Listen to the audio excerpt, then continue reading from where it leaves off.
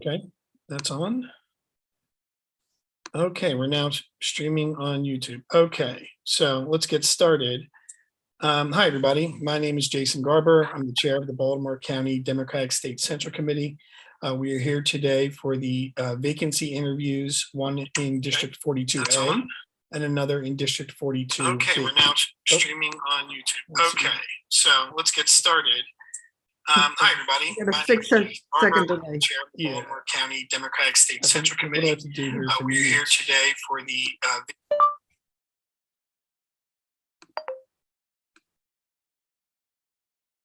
all right. Can we let's see. Vacancy interviews, one in District 42 and another in District 42. Okay, we're now streaming on YouTube. Okay. Started. Yes, I'm gonna mute that eventually. We're here today for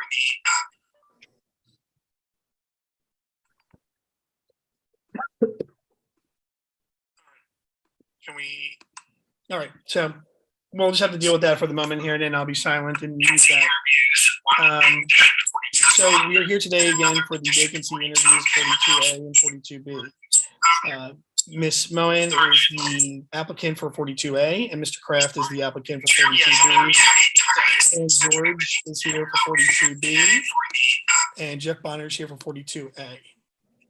I know what I'll have to do. Close this out. There we go. And here for 42B. The district members will conduct the interviews. I understand they may conduct them in tandem.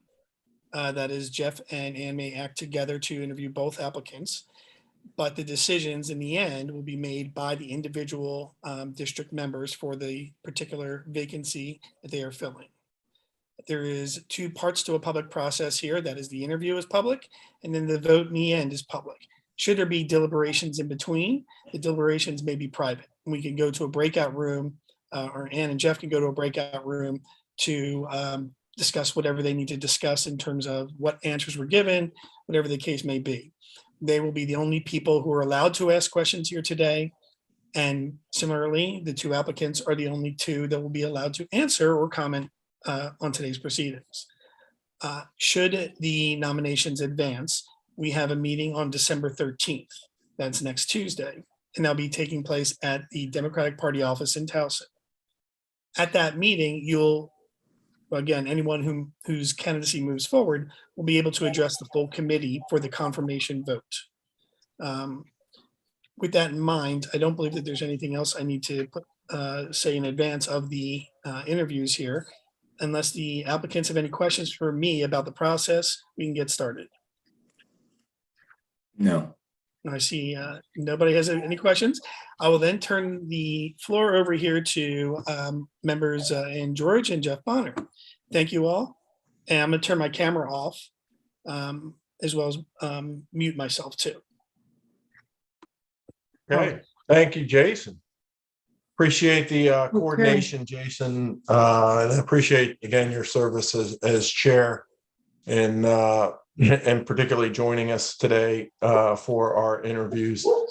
I just want to make sure everybody, audio, video, everything's good on our side. And can you hear what no issues? Okay, thank you, Jody. I just lost your video, Jeff. Oh, okay. Yeah, you seem to be frozen on the video and now off video. We can hear you. Well, at least I can hear you. Yeah, I can hear you. I can't see you. Can the applicants hear you?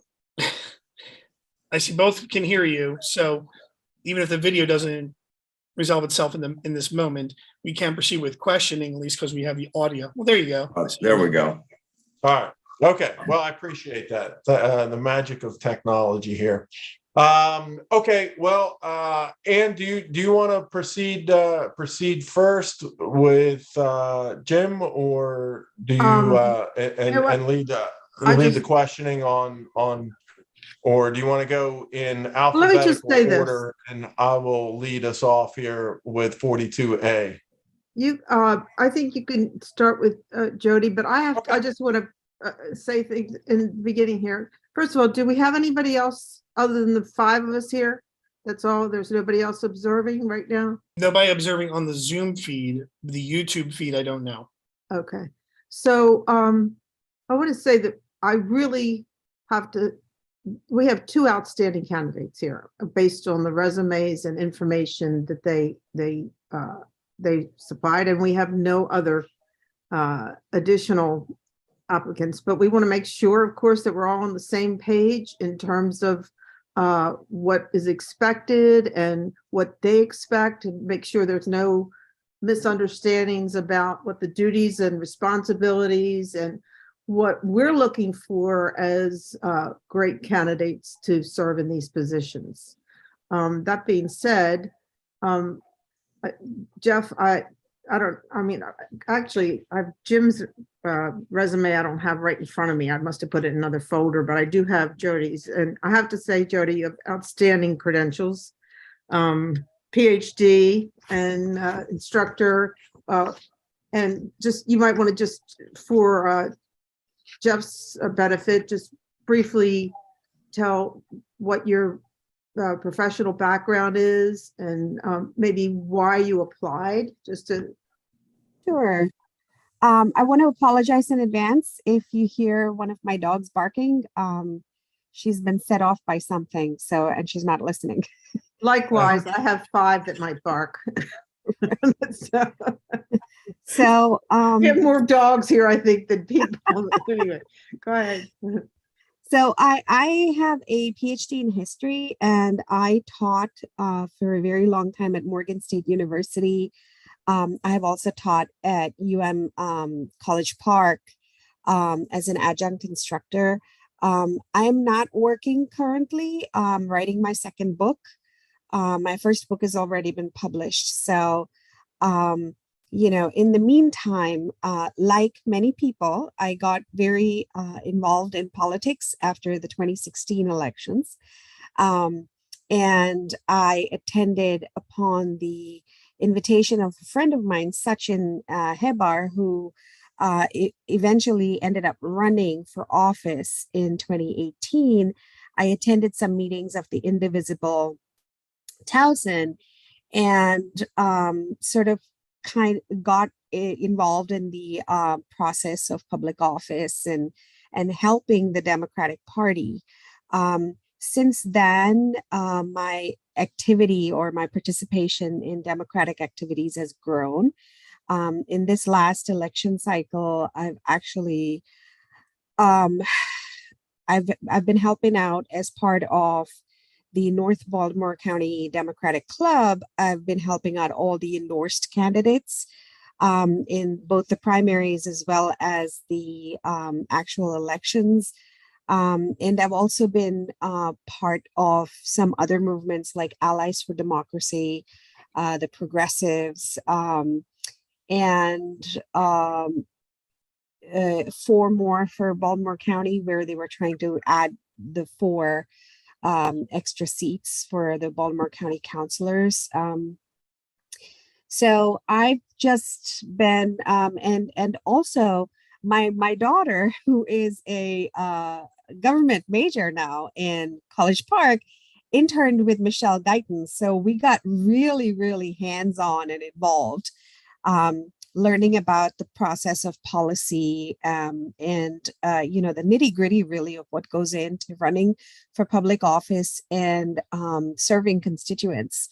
And that's really what interested me is, the difference between the Democratic Party as it is today and the Republican Party. And that's really what I wanted to do, is help out the Democratic Party, allow people who are Democrats to find a way to contribute to the electoral cycle, as well as help elect people that they want to see in office. So that's it. That's great. Okay, Jeff, you have any questions? Yeah, absolutely. Well, thank you again, Jody. I appreciate your expressing interest in serving on the Central Committee. Just as a follow-up to your introduction there and those comments, you mentioned you had worked quite a bit through the North Baltimore County Democratic Club here, and we're so happy that we've been able to get that club more active and working. And I know Jason has been involved with that process, supporting it from the central committee part for, as the chair. But really at the local level, it's largely been Lauren and Paul Henderson kind of working those type of things. So I'm really happy to see that you're this is the way that we envision our central committee growing, right? It's people coming up through the clubs that we're reaching out there, getting involved. And I know you mentioned Sachin as well. So just as a comment there, not a question, just a comment. Happy to see that you're joining us through the network that's working. So, but having said that, to my specific question, Jody, you mentioned that you'd been doing some work with the candidates and getting involved, Michelle, and some of the other folks. Can you give us some ideas exactly about like some of the activities that you specifically were doing? Were you phone banking? Were you door knocking? Were you, what were you doing there for these candidates? I think I've done it all. I've done postcarding, door knocking, phone banking, pretty much all of that, showing up at events to support them. Yeah. Yeah. Okay. A whole lot of, Yeah, well, volunteering in the primaries to staff certain polling locations, as well as in the elections. We volunteered and we staffed certain locations via the club. So yeah. Okay, perfect. I appreciate that. My next question is regards to challenges, right? So what do you see as the challenges? And I'm going to ask this in really two parts here. One, I'd like you to give us a feel for where you see the challenges for the Baltimore County Democratic Party, where, as you look at us as an organization that is active in advocating to expand the reach and the policies of Democrats throughout the county, where do you see some of the challenges and opportunities that are associated with those challenges?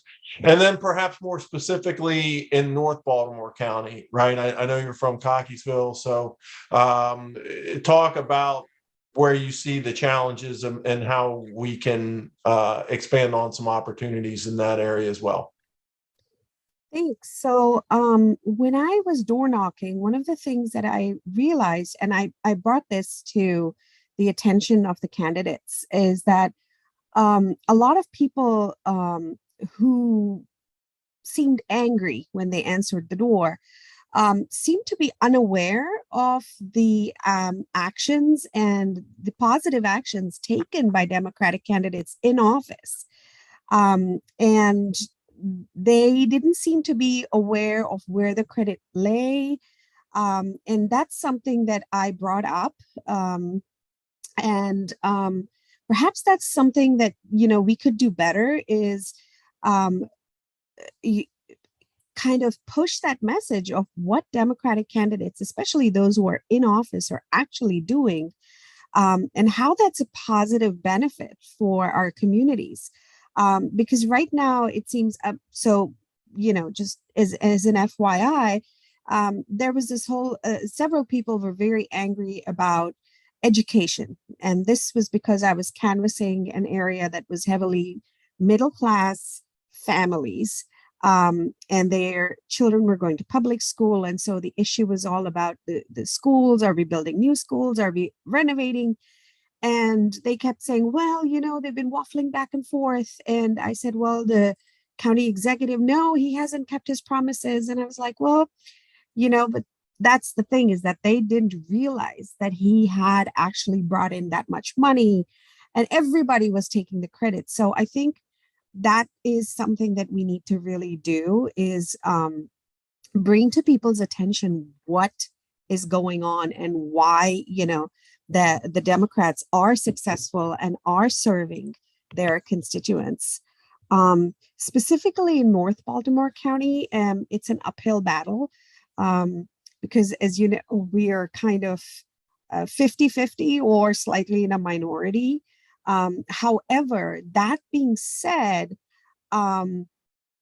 currently, the way things are moving, I do feel that the way people are thinking is slightly more on the Democratic side. It's just that it's so ingrained that they've signed up as Republicans.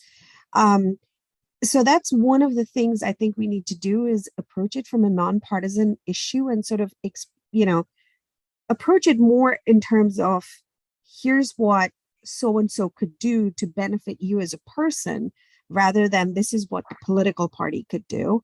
Um, and then point out to them that this is the Democratic sort of method of working, and that the policies that they want to see actually carried out are in fact Democratic policies. So, instead of approaching it as, hi, I'm a Democrat, can I talk to you? It's like, are you in favor of this? And you find a lot of people saying yes, and then you say, well, that's a Democratic policy. Would you be, interested in learning more about it, and things like that. And then the other thing that I was not aware is something that Corey, Michelle's chief of staff, tells me, is that there are large pockets in North Baltimore County where Democrats just don't turn out to vote. So that's something that we could definitely put our energies behind, is canvassing them and, doing more GOTVs and making them aware that their vote really does count, whether it's in the primaries or just coming out to town halls, meeting with the candidates and all kinds of things. Yeah, you bet. Okay. Just one last question, and just like your perspective on what do you think the biggest challenge that we have across politics right now is? Jeff, you're frozen again. Uh-oh. Very concerned look on your face. Oh, well, you know me, and I am concerned. Yeah, I'm always now you're concerned. black. Yeah, well, I stopped the video. Hang on, we're working it. As long as you got the audio, Jody, feel free to go ahead and respond to that. Sure. I think the biggest problem in politics today is that people seem to be very reactionary to certain terms, and so they react with they have a gut reaction when anything is brought up. For instance, just the terms Democratic and Republican are loaded. And then there are certain other terms that are very loaded. And, for example, the whole idea of, oh, do you want socialism, kind of that kind of thing. And and as an educator, it's almost like you realize we already have a substantial amount of a lot of that, and you're benefiting from a lot of this. So as an educator, it's a little frustrating to see that, it's almost like this playground, la, la, la, la, la, I'm not listening to you kind of thing, instead of let's work through this and see what it means, instead of creating this rhetoric about it. So I'd like to see more conversation, more dialogue happening, instead of more, headliners and zingers being thrown at each other and things like that.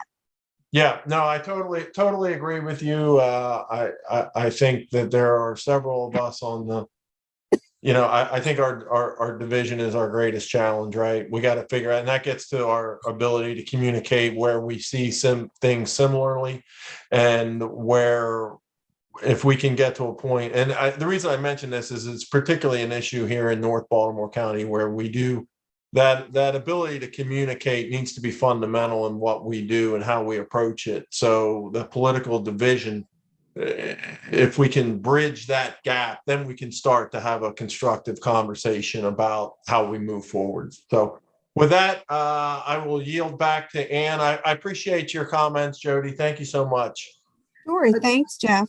Jody, I have one more question for you.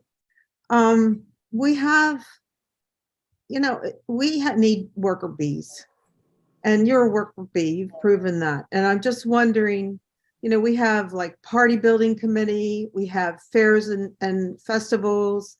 We have what else, Jeff?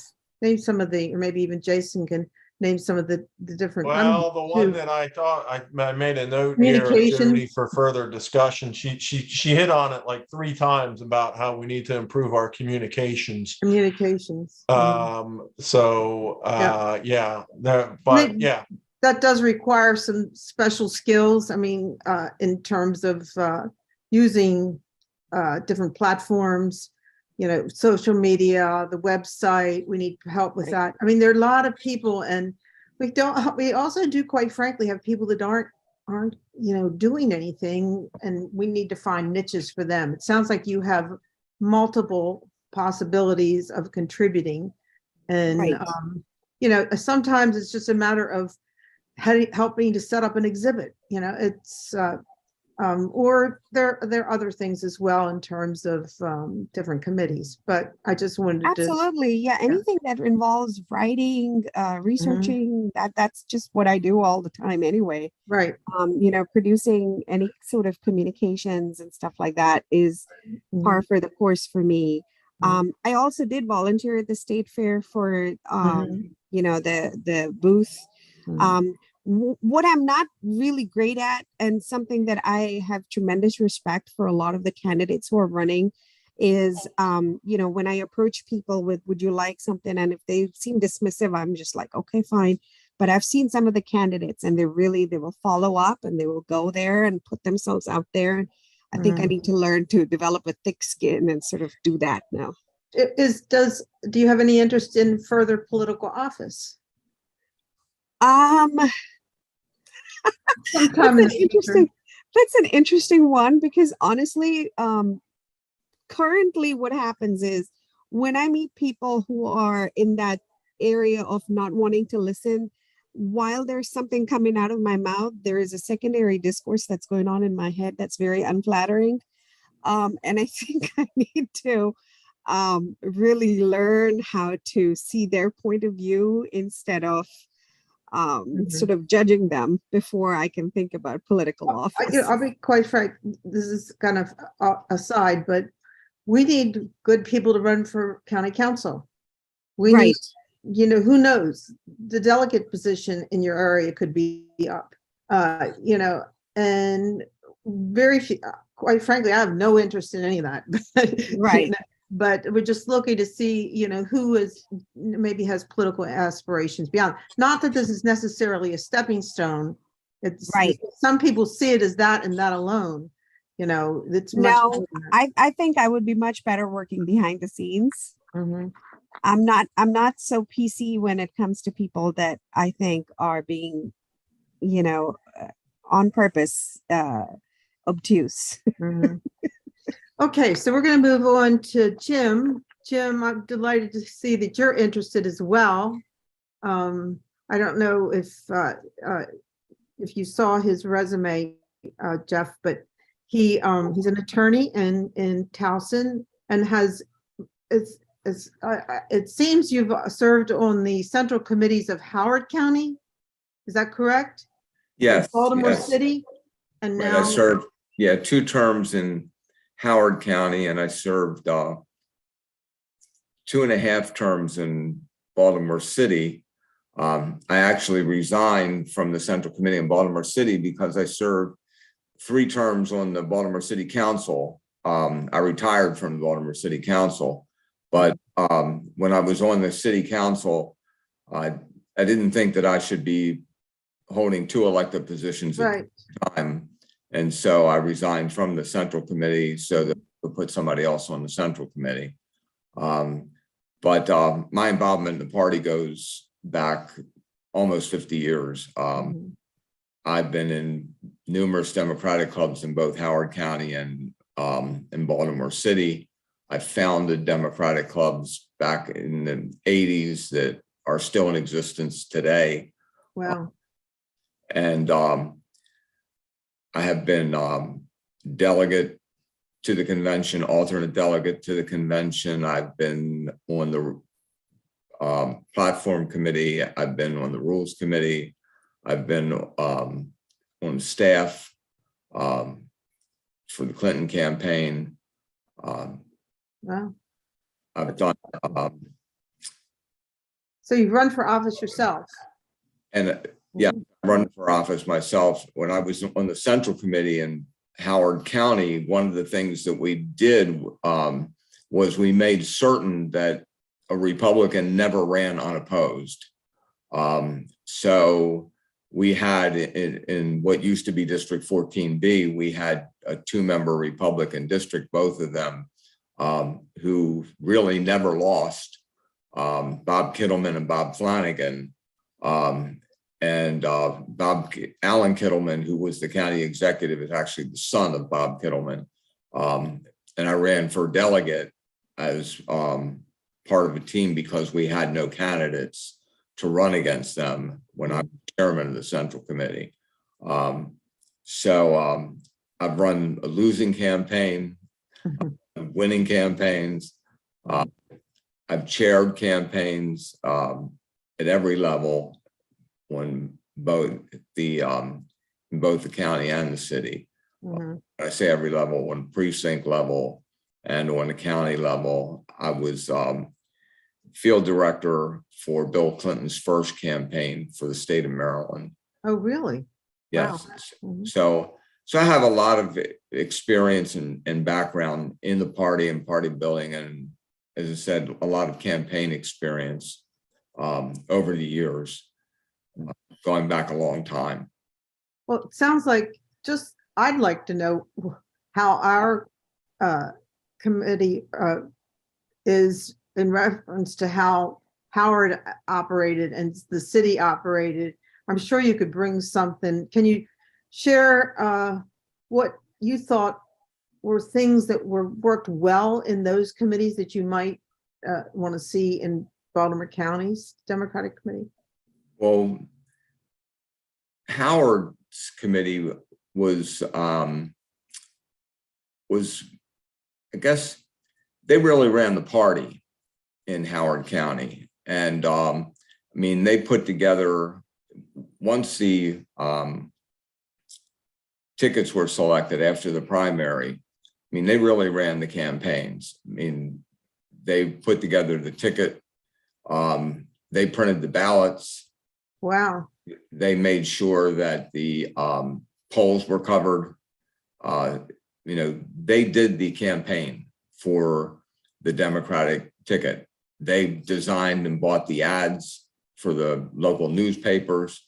You know, they created, I mean, when we were there, when I was on the committee, we created what was then the Jefferson Jackson dinner, and they've been changed. You know, they've changed the names for various purposes. That dinner was created in the 1980s, I believe 1982. That dinner still exists today. Is that a fundraising thing? Yes. Jefferson And Jackson. I'm sorry? Said Jefferson Jackson dinner. Yes, yes. That's a historic dinner for Democratic parties. Oh, I didn't know that. Yeah, and then we created a Labor Day party to kick off the campaign season. Labor Day being a traditional kickoff campaign season for the party. It used to be the traditional campaign kickoff for the presidential campaigns. And that Labor Day kickoff party still exists in Howard County. They still have that campaign party every year. That was Howard County. Baltimore City is really different. It's not very organized. Some of the legislative district campaign, central committees do a lot, but basically they exist to serve whatever the state senators want them to do. So if you have a state senator that believes that the central committee should have a role, then they do something. But if you have a state senator who believes that the only role there is to fill a vacancy with whomever the state senator wants the vacancy to be filled with, then that's the role that they have. How many state senators did they have? Right now they have 5. Uh-huh. So Is that the way it is now? yes. Right now, I'm not, when I left the city, when I left in 2016, there really was not a central committee that was doing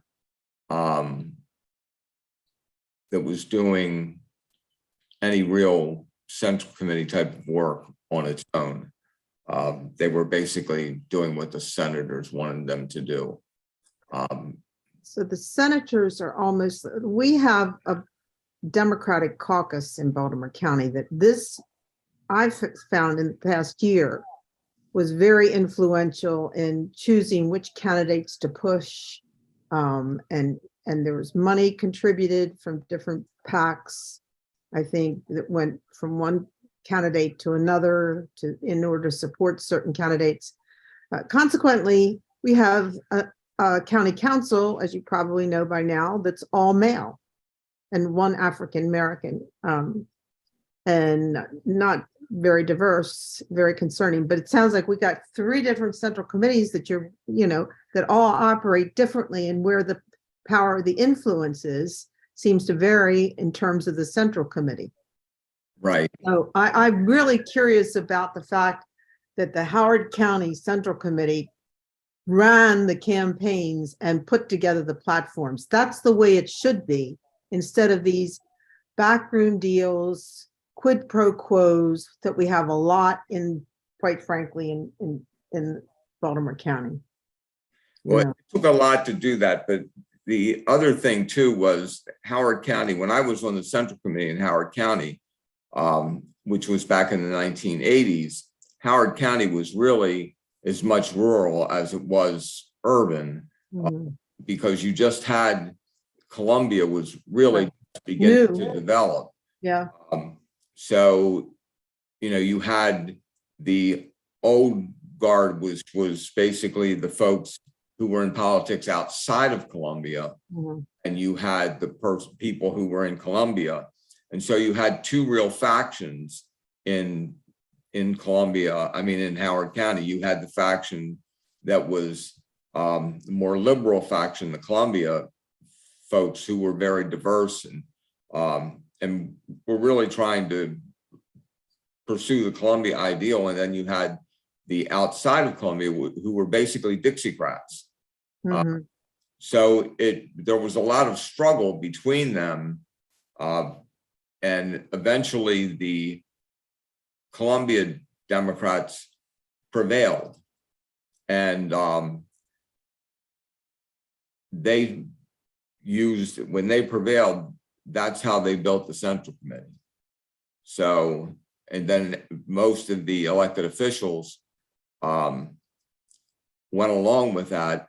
And then what happened was the elected officials who were not going along with it, they got left off the ballots, and they got upset because the Central Committee was printing a ballot, and it would have a delegate missing or a county council person missing from the Democratic ballot, and the county council persons would say, "Why am I not on the ballot?" And the Central Committee would say, "Well, you didn't pay, you didn't contribute, you're not willing to work with the Central Committee, we're not going to put you on the ballot." Wow. They came around. I mean, it took time, but it worked. Well, let me just share with both of you what I see as one of the issues that we're struggling with. Traditionally, until about not too many years ago, the Baltimore County Central Committee was largely male, largely white. And that does not reflect our county today. And we want to see diversity, equity, and inclusion throughout the Central Committee and all of our elected offices. And However, sometimes we also struggle with unity and getting out one message and being unified, because a lot of different groups, we all want to be represented. Young people want to be now represented, which we're really happy to hear. We want to see Asians, we want to see different religious groups, we want to see both, in terms of equity, in terms of sexual, identification, Mhm. whatever. And I think that's one of the growing pains we're having right now. We need people that are strongly supportive of seeing that same diversity and equity throughout our representation, and working well with different cultures, maybe people that we haven't worked with before. Everybody has their identifying culture, but we need to be a melting pot, but still have individuals respected in terms of their representation. So, in some ways, there's the shifting of things back and forth as we feel our way through that. But I feel very positive about it. So let me, more specifically, is finally, how do you see you might be able to, what can you bring to the Central Committee Well, I think I can bring my experience. And I think that to say, that I can do a specific thing right now, very frankly, I need to see what the Central Committee is doing. And then once I can see what the Central Committee is doing, I think I can make suggestions and help work, to build the Central Committee. I believe that the Central Committee, it's like baseball. I'm a big baseball fan. The Democratic clubs are the farm teams, and your workers are in the Democratic clubs, and you build and strengthen the Democratic clubs, and you want the Democratic clubs to have as many members as they can, and so that the Central Committee organizes the party activities, and then they get their workers from the Democratic clubs. The Central Committee is grooming your potential candidates for the future. Then your potential candidates come out of the Central Committee and they run for office as your other office holders move up. So you just keep building that, and it's a constant party building machine and a constant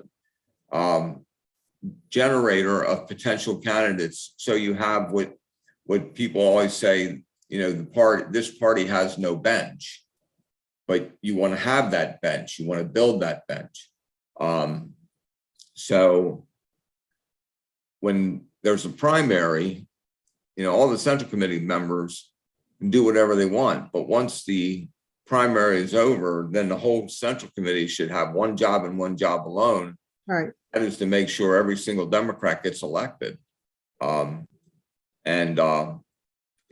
don't know what that organization looks like in terms of the Central Committee right now, but they're just some thoughts. Mm-hmm. That's very good. Party building is an area we really do need to shore up. I think there's been a tremendous increase in the last 4 years.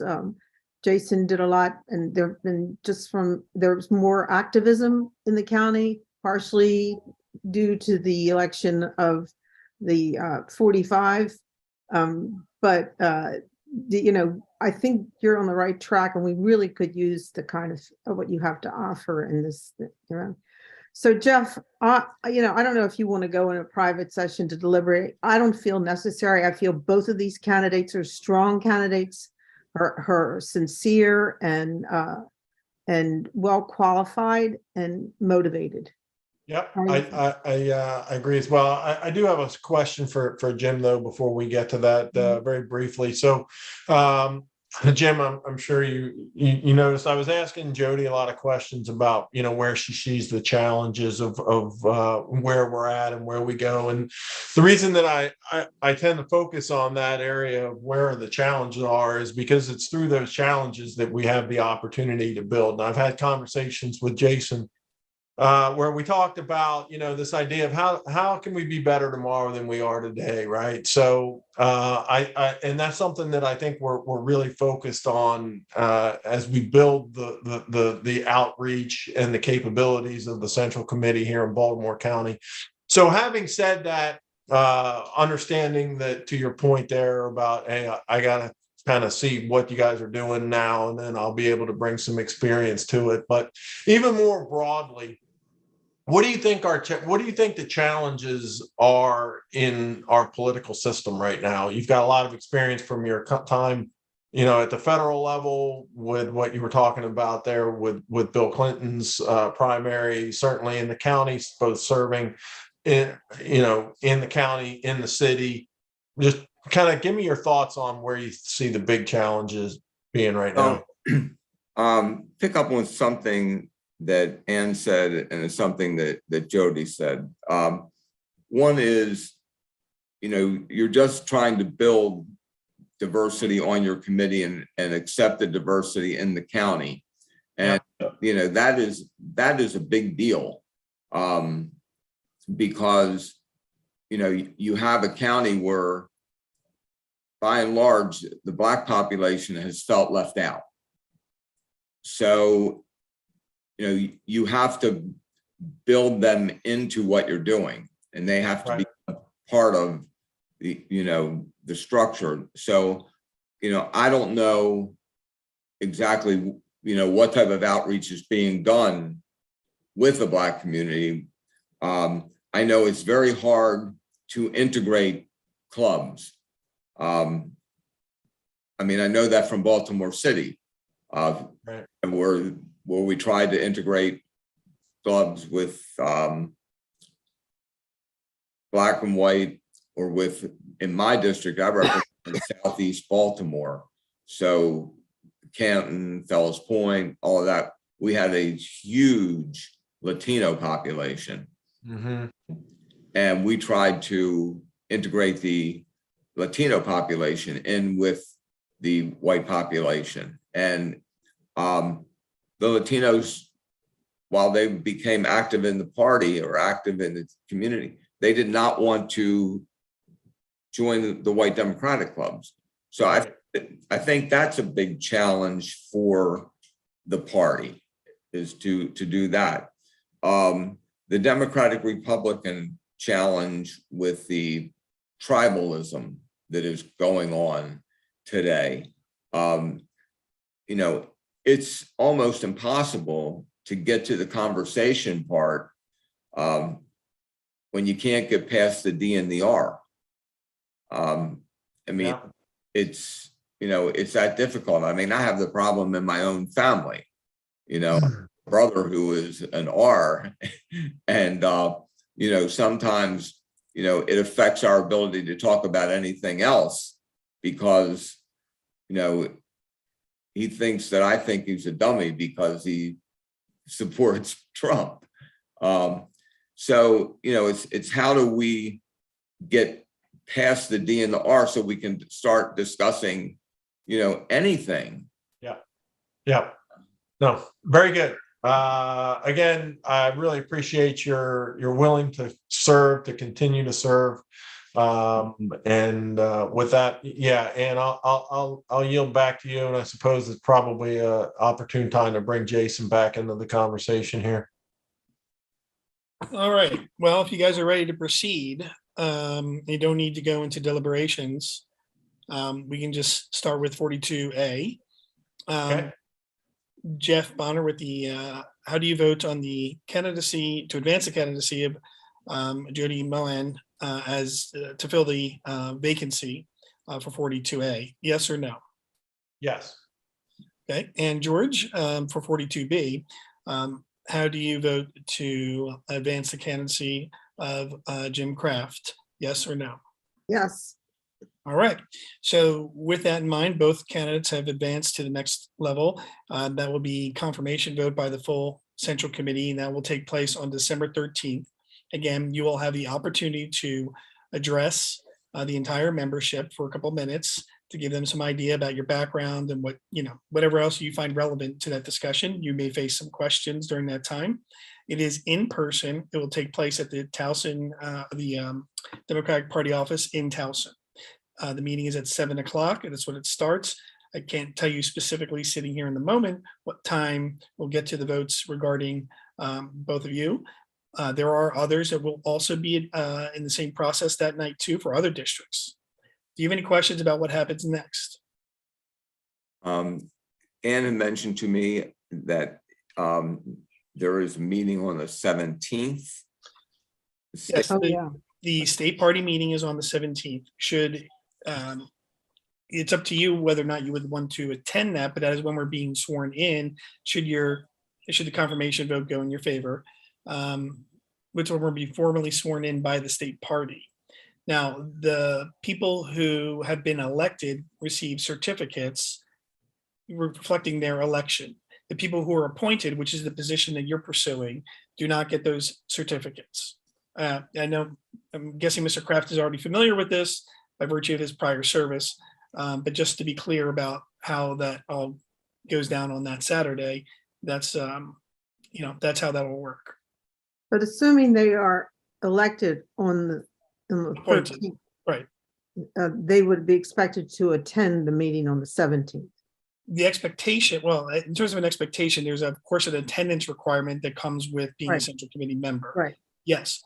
I also recognize, however, the short notice that these individuals may have about the next meeting. You are required to attend one state party meeting every 12 months. So there are 2 per year. And it's any given 12 months, not within a calendar year. So if you make the one in the in June and miss the one in December, you got to make the next June one. Would, So- would either of you have a problem attending the meeting on the 17th? No, And I was going to say, I would encourage you to attend the one on the 17th because we want to have as many members there as possible since we're all going to be sworn in together, but also there'll be photographs and everything under the sun. And again, this assumes that the confirmation vote does go in your favor. But other than that, do you have any questions? So what time and when would that meeting be on the 17th? I believe it's at 10 a.m. And it's in Lanham, down in Prince George's County.